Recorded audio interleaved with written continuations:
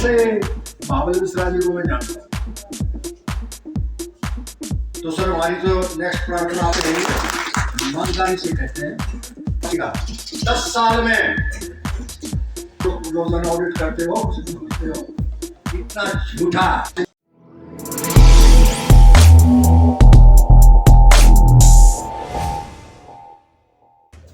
इजाजत है सभी को मेरा नमस्कार। नाम की तो बहुत लंबा हो जाएगा और महाबली मिश्रा जी का बहुत बहुत स्वागत और नमन।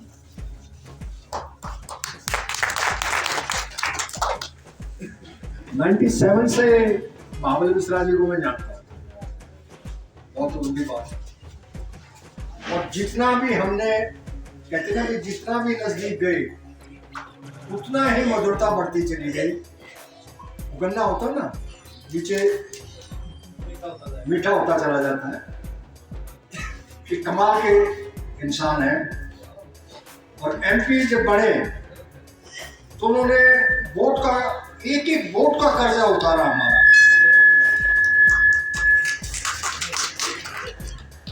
सिर्फ 5 साल ही मिले थे मुझे, तो आपने कई बार कहा भी। सबसे पहले आपने हमारे इस 100 बेड के हॉस्पिटल और एक मेडिकल कॉलेज की स्थापना करवाई। लेकिन 28 फरवरी 2014 में आपने शिलान्यास करा दिया था। आप संक्षेप में ही कहूंगा मैं, लेकिन फिर सरकार पलट गई और सबका साथ सबका विकास सबका विश्वास वाली सरकार ने 4 साल इस पे काम नहीं होने दिया। प्रोजेक्ट को रोके रखा। 245 करोड़ 17 लाख का प्रोजेक्ट था, बहुत बड़ा प्रोजेक्ट था, छोटा सा नहीं। जब मैंने महाबली मिश्रा जी से प्रार्थना करी, मैंने कहा सर ये क्या हो गया, कहता मैं क्या करूं, यदि तुम सुनता नहीं मैं तो हार गया, आप लोगों ने हरा दिया। तो भी हमने सुन ली। मैंने कहा सर तो भाव में हो गया सो हो गया। फिर हम कोर्ट गए। वो ताकत हमें कहां से मिली? बैक डोर, फ्रंट डोर, चारों तरफ के डोर जो है ना महाबली मिश्रा जी ने मुझे सपोर्ट किया। नहीं तो एक सैनिक जो है ना court, high court, supreme court नहीं जा सकता। समाज तो मेरे साथ था, लेकिन सर आपका आशीर्वाद, आपका मार्गदर्शन बहुत ही सराहनीय था। 4 साल के बाद सरकार जगी। ये क्या हो गया, कंट्रोलर ऑडिटर जनरल केस चला गया तो मुश्किल हो जाएगी। आनंद फानंद में मीटिंग बुला के 2 मई 2018 को जो 86 करोड़ रुपया दे रखा था HLL के लिमिटेड ने कहा 6 करोड़ का तो मेरा खर्चा होगा, जबकि 1 किलो सीमेंट नहीं डाली, सफेदी नहीं डाली, 80 बच गया। 80 का 4 साल का सिंपल इंटरेस्ट लग के 105 करोड़ हो गया, 104 करोड़। अब इसमें क्या हो, अजी 100 बेड का हॉस्पिटल बन जाएगा। और एक मैं तो उसको ये कहूंगा, उस इंसान को ऐसा झूठा दुर्ग जिस पर हमने इतना विश्वास किया इस देहात में, हमारा मेडिकल कॉलेज तो काट दिया जिसकी कीमत लागत थी 145 करोड़ और 95 करोड़ का हॉस्पिटल बनाने का काम शुरू कर दिया। कई साल लटका रहा, फिर कोर्ट गए, तब जाके खुला। और कल की आज की आपने रिपोर्ट देखी होगी, दैनिक जागरण में देखी ना लोगों ने, ना एम्बुलेंस है ना कोई फैसिलिटी है, सिर्फ बिल्डिंग का उद्घाटन माननीय स्वास्थ्य केंद्र मंत्री चले गए करके, सिर्फ बिल्डिंग है, कोई फैसिलिटी नहीं है। 1935 से जो ओपीडी चल रही थी वही डॉक्टर कुछ नहीं। तो सर हमारी जो नेक्स्ट प्रार्थना आपसे यही है कि आपके हाथों से ही मेडिकल कॉलेज आएगा।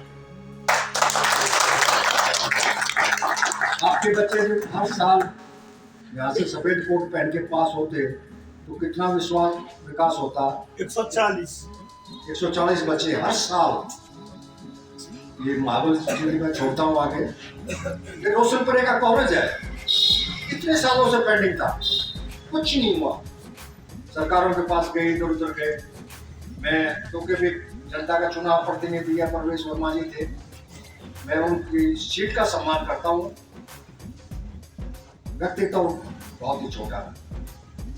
जब भी गया मेरी चिट्ठी किसको भेजे? माननीय केजरीवाल जी को। मैं कौन सा उसका लेना देना नहीं, जो उसकी सीजीएचएस उसके सेंट्रल गवर्नमेंट की है, मैं कैसे मान लूं? अरे कैसे नहीं मान सकता भाई, मैं कैसे मना दूं?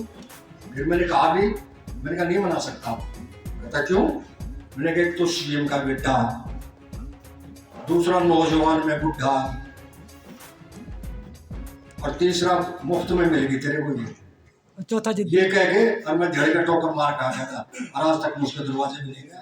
और मैंने कोर्ट से लड़ा, 120 करोड़ का ठेका हुआ, आपने पेपर में देखा होगा, उसका काम चल रहा है। 120 करोड़ का सुप्रीम कोर्ट, हाई कोर्ट में हमने उसका कुछ मांगा है। राठी साहब मेरे फ्रेंड है, वो यहाँ है, जेपी शर्मा कमांडेंट है, हमारे मददगार है, बहुत लोगों ने मदद करी। UR2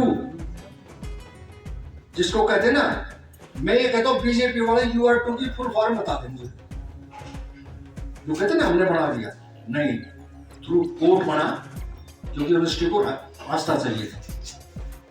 और UR1 और 3 की मैंने PI डाल दी है। 8 जुलाई तारीख है, किसी को शक शुबा हो मेरे से केस का नंबर ले सकता है, मेरे साथ चल सकता है। हम तो बात करेंगे, ईमानदारी से कहते हैं, उसमें कोई लाग लपेट नहीं है। और समय की जैसे पाबंदी होगी, मिश्रा जी ने कह दिया, मैं सिर्फ आपसे ये प्रार्थना करता हूँ। कल मैंने राठी साहब से भी कही थी, जब मुझे कहने आए, एक इंडिविजुअल के घर जो कोई फंक्शन है, हजारों आदमी आता है ना सर, और आज तो आपके परिवार का रॉयल ब्लड फौजी का जो है ना, मेरे पास शब्द नहीं है उनके पास, ना डिक्शनरी में, वो आपके लिए चुनाव लड़ रहा है और आपके लिए लड़ाई लड़ रहा है। क्या हम उसके लिए जिताने के लिए हर आदमी 100 हजार वोट नहीं दे सकता, इकट्ठी कर सकता है?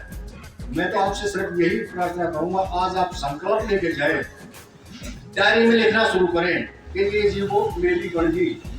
महाबल मिश्रा इलेक्शन नहीं लड़ रहा है, ये आप इलेक्शन लड़ रहे हैं।